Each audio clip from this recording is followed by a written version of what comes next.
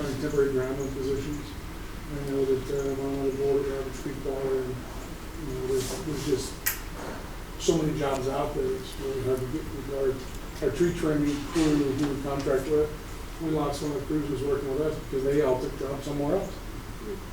Yeah, I know we had a seasonal that was almost through the process, and she decided to move to Portland, and not, so we lost another quality applicant, and so it's She just, decided to move to Portland. yeah, she moved across, but she moved here from the East Coast, and Oh, shit. so it, anyways, it has been troubling. We're trying to get on board these people as soon as we can, and continue to recruit. So again, if anyone thinks we still have our seasonal positions out there, so if anyone wants to be in a fun place, working with fun people, with a tyrant of a boss, we are the right place for you. I'm talking about Deb there.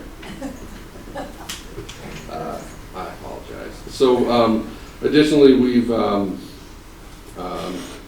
peak season started. We've had a pretty successful Memorial Day over at the coast. I think we had $5,000 in sand camping over that weekend, which was pretty good considering the weather was good and there was a lot of the other spots. Last year we had a really good sand camp, but that's because Horse Falls was closed and a lot of other things were closed because of high water and stuff. So we've been the phones, you can tell peak season started because when I go out, there's all the phone lines are lit up and people are talking. We just implemented a new phase of our online registration for what we utilize software-wise, and it's a little buggy, and so we've been working with the contractor to figure it out. There's little things that they should have told us, like you need to use Chrome, you need to clear out your cache, little things. So it was crashing and we were having a really hard time for the last week, but that seems to be hopefully working out to work forward. We've are working to go out to contract for the Windy Cove B electrical portion, so we went out to bid once.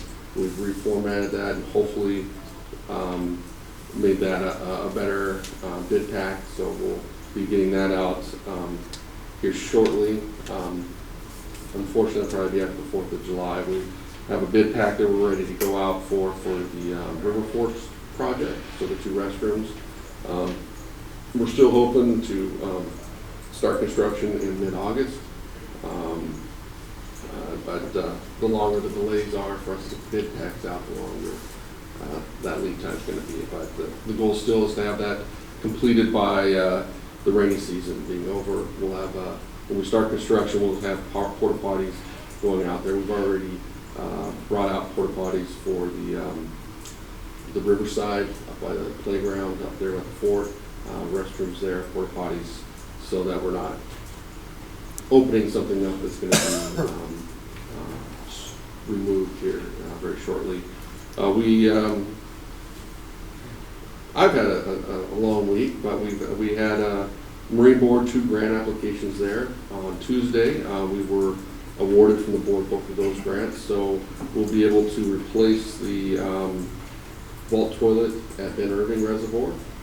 So we'll be able to get a new reservoir out there, as well as we had that grant to do the repave at Amaker boat ramp, the day use area in the front. They identified that there was an archaeological site nearby and then we needed to do a survey. So we returned the grant. They've given us a grant to pay for that survey work, and then we'll apply to, once we get that little addressed, we'll modify our scope of work and plans and get that paid. Yesterday, I don't have news yet, but we presented for Amaker Park again for repaving the loop road that goes into the day use area by the gazebo, as well as putting a playground out there. So hopefully, fingers crossed, we'll get some good news, and we'll be able to do that in the next fiscal year.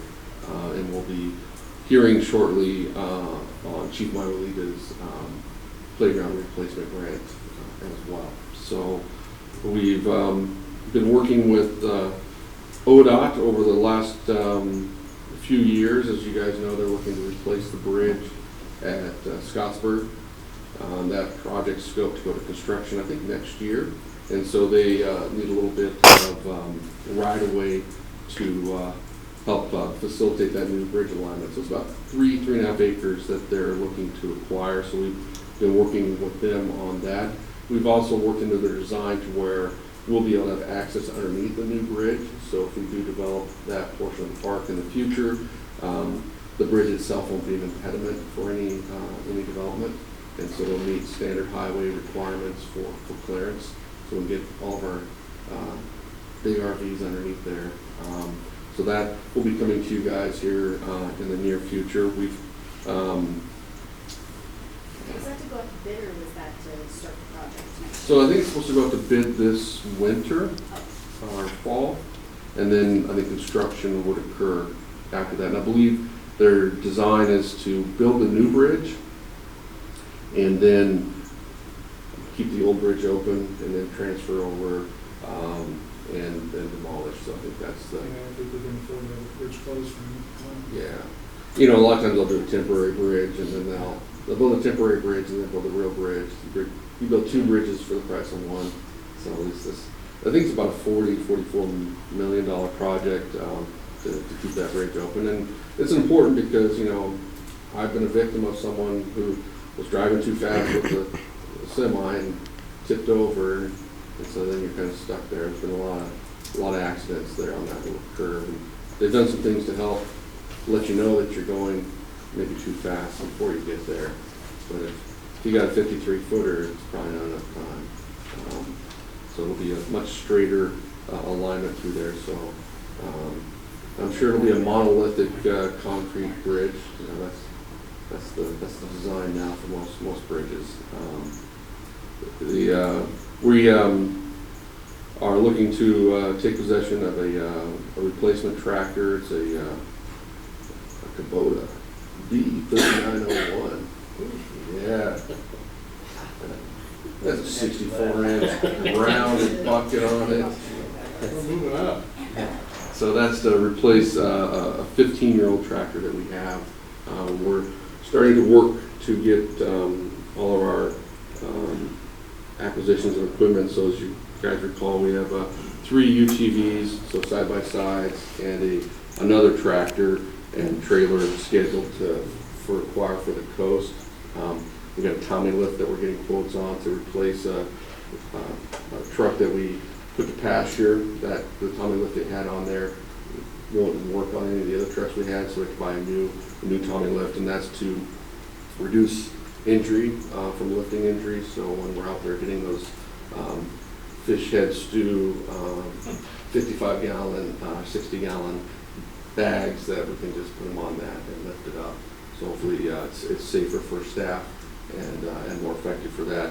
We've hired a seasonal in the office, and so she's working every other week for a few days, and so she's helping with our cash management and phones and other things during this peak season. So she worked part-time for us through a temp agency last year, so it's nice that the onboarding was pretty quick there. We've got there's something else I'm missing, but that's pretty much it. We're just we're behind. We're trying to get all of the flailing out there, our tall grass mower addressed before July 1st, when we run into industrial closures. Because of all of the storm damage and the flood and all those things, and not as many staff, we're running around to try to get those things addressed. But it's so if the grass is a little long in some of our day use areas, we're trying to get to it, and through that we've created a few calls about people interested in helping us as well. So that's always beneficial. I have a suggestion come in from a citizen that I wanted to pass on to you, and I just remembered about it. During the spring Chinook season at Scott Creek Boat Ramp, there's a tremendous amount of congestion that's in there. The guys trying to get down to the boat ramp and back up. And if someone had an idea to potentially build a loop road from the boat ramp around behind the restroom facility and back up to the main parking lot. So can you just look at the property boundaries there and see if that's something that may or may not be feasible when we get some time? Yeah, I'll look at the loop road. I know to the restroom, it's, there might be enough, but then it falls off in the creek, so I'll look at the topo. But yes, we'll look at that. Anything else, Director? That's everything, sir. Before we move on to audience participation on non-agenda items, I just have a question. I guess it would be directed towards Robert. Do you want to have it in the minutes that you've excused yourself from voting on tonight because of your law firm, or just is your comment good enough? I think, I think having it mentioned in the minutes might be a We'll do good that. idea. We'll just identify that he did not vote to recuse himself. But yeah, that'd be fine. Okay, super. Thank you. You bet. Non-agenda items, we'll go to that now. Again, you can come to the mic and identify who you are and what you represent, and you have 5 minutes, and I hope that you can respect that. Happy Valley Boat Ramp, there's a representative here that would like to speak first, and so I'm not sure which one it is, but whoever you are, you're up and ready to go. Morning, everybody. My name is Blake Delaney. I live at 3650 Amber Lane. It's right on the corner where the gate is, going down to that boat ramp. I've lived there for almost 29 years, my entire life. And I would kind of like to see that place get shut down. I have a multitude of reasons why. And Rocky, you can ask him. I probably have more than 5 minutes worth of reasons why this place needs to be shut down. Rocky could probably explain them before I can explain them, but there's drug use, there's speeding, there's zero maintenance of the park. The county does zero maintenance. Sorry, I'm on the careful public speaker. I'm pretty mad. The other day, somebody shut that gate. I was down in my shop. My driveway fills up with vehicles. So I go up there to see what's going on. And somebody had shut the gate and put the chain through it. I'm like, well, some punk kid, because they'll do that occasionally. They'll walk by and shut the gate or whatever. So I go up there to open it, and it acts like it's locked. So I get my cell phone right out and I look, and somebody had put the chain through the gate, tied a big giant knot in it, and they stuck a syringe in the middle of that knot. And there's been I pulled probably at least a dozen syringes out of the bushes right there along where that gate is. When I took this property over, I inherited it recently, I took these bushes out and I cleaned it, and I found multiple syringes. There's syringes all over in the bushes down in the park. There's trash all over. People defecating in bushes on his property that is kind of has an L shape down below my property that butts to the boat ramp. Nobody seems to give a good dang about that boat ramp. And I was told that if we want this park maintained, we have to form a group to go and maintain it. I'm sorry, but I have a lot better things to do than just to deal with that because of where I live. There's somebody else, the county needs to step up and maintain this park. It does not take that long to go down there once a month and mow that thing and weed eat and clean the boat ramp. I complained about the boat ramp being full of silt in February. They finally, 3 weeks ago, came out and cleaned it. I had people in boats coming up to my house, probably 30 people. Hey, what, are you going to clean the boat ramp? Because I've done it before, because I have a tractor. It's not my deal. I'm just flat fed up with this thing. I mean, it's dangerous. I have people walking by multiple times a day that are strung out on drugs, eyeballing my stuff, trespassing on my property, on other people's property, throwing their garbage all over. It's a bunch of crap. And there's people dealing drugs down there constantly all day long.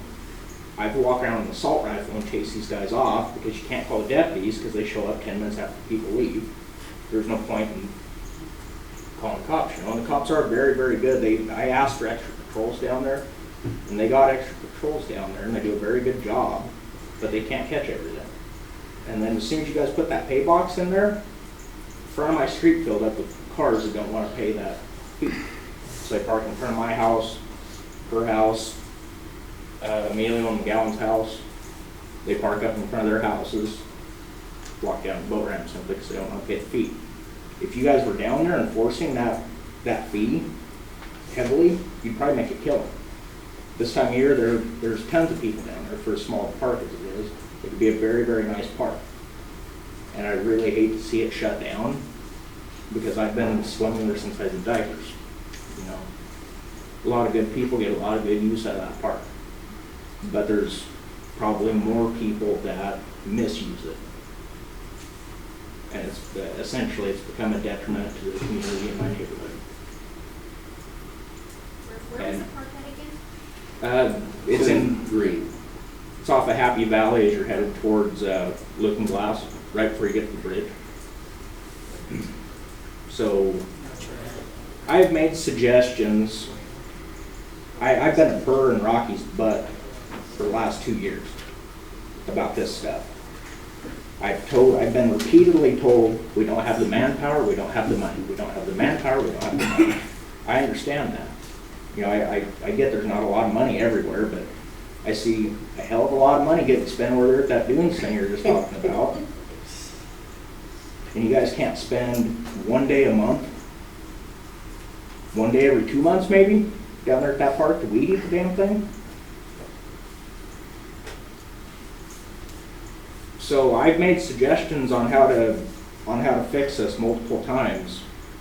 It took me, with people speeding, there are people that do 30, 40 miles an hour on a 100-foot stretch of road with a speed bump on one end, okay? I mean, and this is right, I have a shared driveway. I have a driveway that loops around from Amber Lane to behind the boat ramp gate, so the gate is actually in front of one of my driveways. And when did you put that speed bump in? Is that the one that just went in here in the last month? No, it's been there longer. Because I know we acquired I think it's been additional 6, 8 materials. months, maybe 6 months ago you put it in.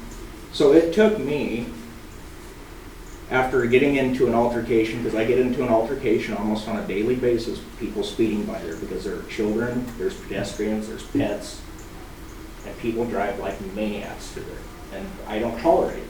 I jump in front of the rigs, I get a baseball bat out, I don't care. You're not doing that crap in my neighborhood.